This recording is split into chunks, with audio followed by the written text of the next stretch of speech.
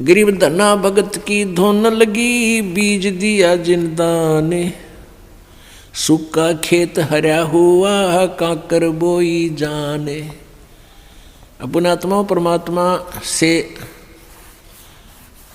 जो अनहोनी होती है और हुई है, अब भी हो रही है,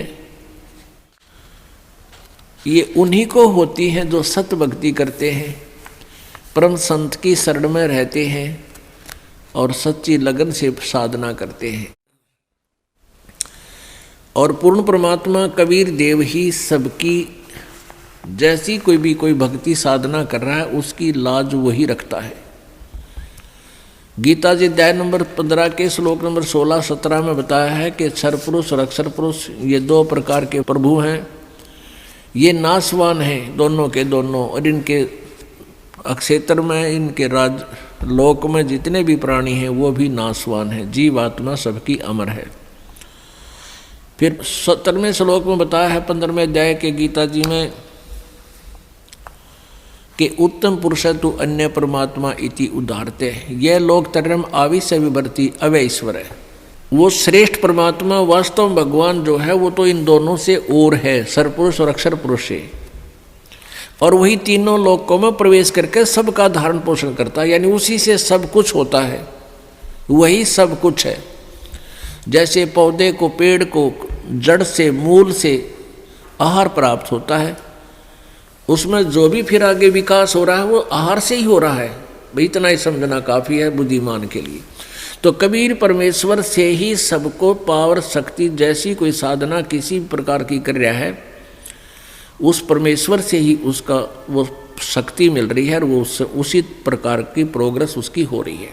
तो धन्ना भक्त ये किसान था, जाट जाति में था, राजस्थान के अंदर। ये बहुत ही श्रद्धालु भक्त था, परमात्मा में इतनी आस्था थी, बहुत दया थी, धार्मिकता उनके अंदर बहुत ज़्यादा थी। उसकी धर्मपत्नी बहुत ही नास्तिक टाइप थी, वो भगत जी को काफ़ी बाधा पैदा करती थी भक्ति मार्ग में। फिर भी भक्त अपनी श्रद्धा और स्वभाव से कभी विचलित नहीं होता था, क्योंकि राजस्थान के अंदर बहुत पहले की बातें हैं, 400 वर्ष पहले, तो वर्षा हो जाती थी तो अन्न होता था, ज्वार बाजरे बोआ करते थे, अन्यथा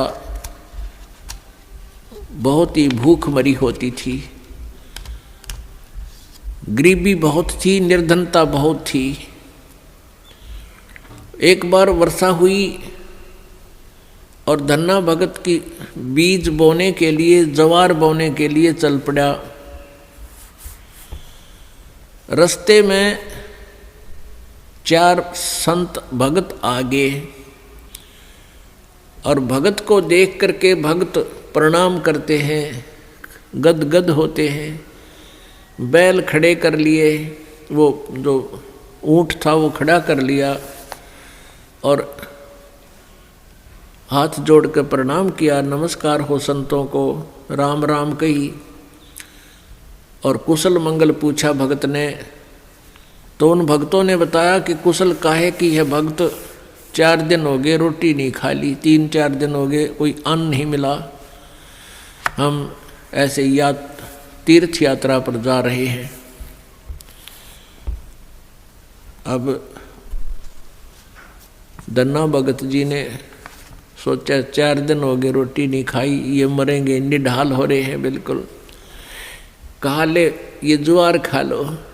ज्वार थी, बीज बोन गया था, वह ज्वार रखती, भूखे मरे थे, मार गए गले, फटाफट खा गए सारी ने। अब भगत ने सोचा ज्वार तो खा ली भगतों ने, और बीज ना बोया तो पड़ोसी लोग जाके घर में बताएंगे, पड़ोसी किसान, कि आपके खेत में बीज क्यों नहीं बीजा तुमने, और फिर मेरी पत्नी है वो मेरा सिर खावेगी, लड़ाई करेगी। उसने कंकर उठा ली, कहीं से ही कंकर इकट्ठी कर ली खेतों से, और वो डाल ली थैले में, और जैसे और किसान बीज बीजे थे ऐसे डाला सारे का और उसके ऊपर का हल चला के आ गया। अब कुछ दिनों के बाद क्या हुआ कि अन्य पड़ोसियों के तो ज्वार उगगी और भगत जी के खेत में ये मतीरे तुम्बे, ये मतीरे से मोटे मोटे हुआ कर ये तुम्बे उग गए, जो सीताफल जितने बड़े बड़े हुआ कर तुम्बे। अब एक पड़ोसन ने जाके उसकी पत्नी से कहा, धन्ना भगत की पत्नी से, उससे पूछा कि तुमने ज्वार नहीं बीजी थी क्या? धन्ना भगत की पत्नी ने कहा, क्या मतलब? कि आपके खेत में तो वो तुम्बे मतीरे अपने आप उग गए हैं, वो तो आपको उग गया करे, वहाँ बोने नहीं पड़ते राजस्थान के एक क्षेत्र में।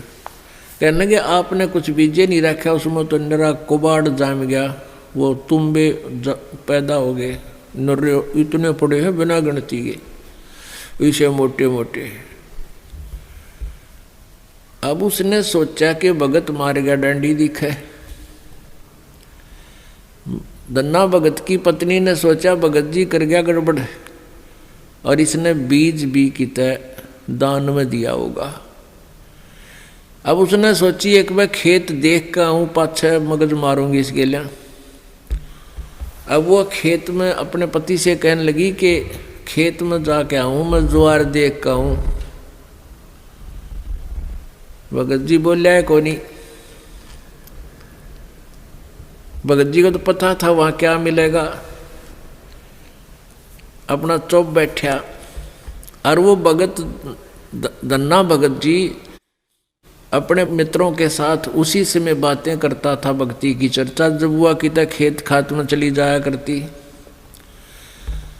वह खेत में गई, उधर से अपने भक्तों के भगत आगे उड़े बैठे बैठे भगवान की चर्चा कर रहे हैं, आंखों में आंसू आ रहे हैं। और वह भगतनी आव है कति लाल पीली हुई है, जान गया भगत आ गई या तो भाई करड़ाई। अब देखी जाएगी, जो होगा ही होना तो है ही। और वह कहकर एक मतीरा तोड़ जाए, तुम्बा इतना बारा मोटा सिर पर धरी नो, अब इसके सिर में मारूंगी। आ कहने बोली भगत जी खेत में बीज ज्वार बो का आया था। भगत जी नो कर ली नाड़ तले ने, और उसने नो सिर में मारा। वो मतीरा मारने के उद्देश्य से नो सिर में ठोकन खातिर वो नो कर गया थोड़ा सा, वो धरती में लाग के फूट गया। नो बोली बालक तन्ने खाएंगे के उड़ा मतीरे उग गए सारे, तो बीज कित फूक गया।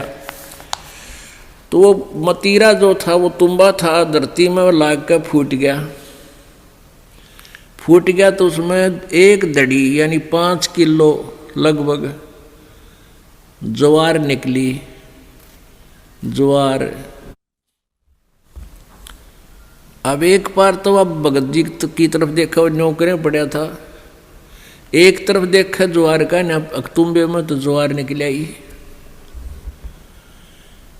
और वो न्यू बार बार देखा है, भगत जी ने भी देखा कि मैं शांत होगी के चक्कर है, उन्हें देखा तो तुम्बे में तो ज्वार निकल रही है। तो भगत ने 100 शुक्र मनाए, परमात्मा करड़ाई टाल दी, या ज्वार ने रोए थी या धड़ी ज्वार आपने दे दी। इतने में फिर अब उसके मन में न्यू आई कि कदे और भी तुम भी हम ज्वार पाओगी। फिर तो ले कर चद्दर और ले कर मोगरा डंडा बाज ली, वहाँ बिछा ली चद्दर और मतीरा धरा, डंडा मारा, न उठा के फेंक दे, परल दे ही ज्वार निकला।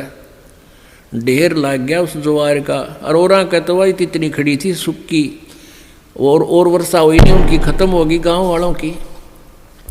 और भगत के उस खेत में तुम्बे में तो ज्वार निकला, दुनिया देखना हुए। युवा भगतनी एक गठड़ी और ठा के चाल पड़े। जब वह 3-4 गठड़ ले आई, 3-4 अपना जितनी उस खेत में होनी थी, उगनी थी, यानी जिसमें निपज होनी थी उपज, उतनी ज्वार जब आ ली, भगत जी ने बोले वो और मत लाइए, अपनी आ चुकी है। और इसको बांट दे सारे गांव में, सबके बालक भूखे हैं। ने बोली क्यों, मैं सारी ले आऊँगी।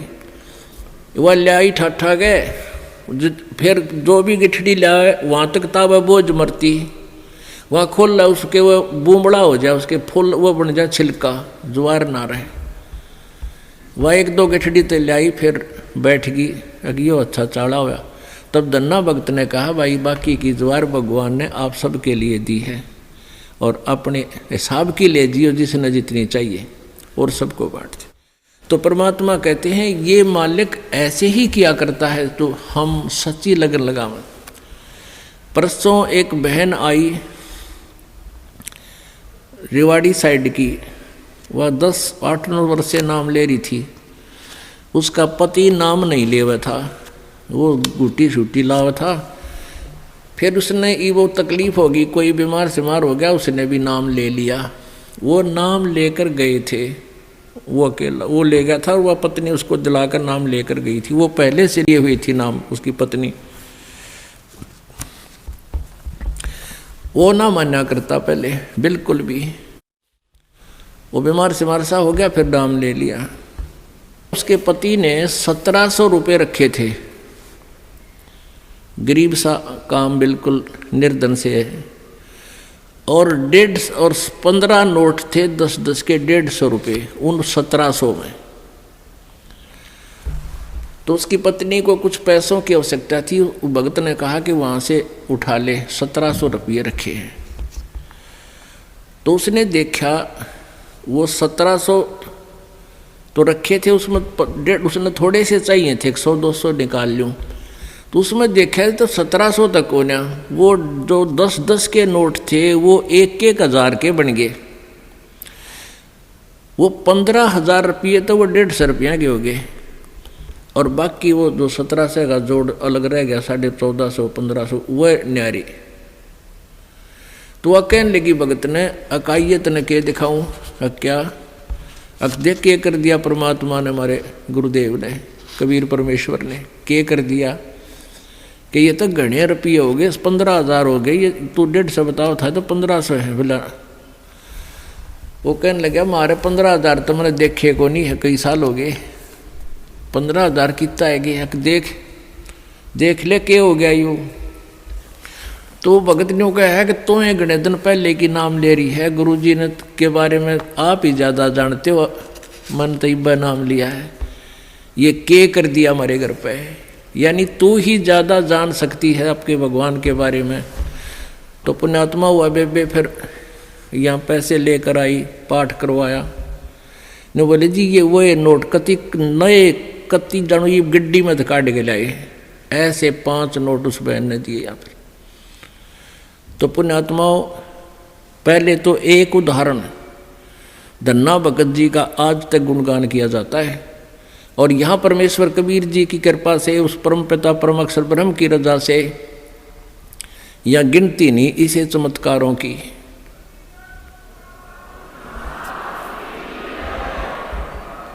सत साहिब। तो पुण्यात्माओं ये वो परम शक्ति है और आपकी वो परम भक्ति है जिससे ये इसे काम तक आप होया करें।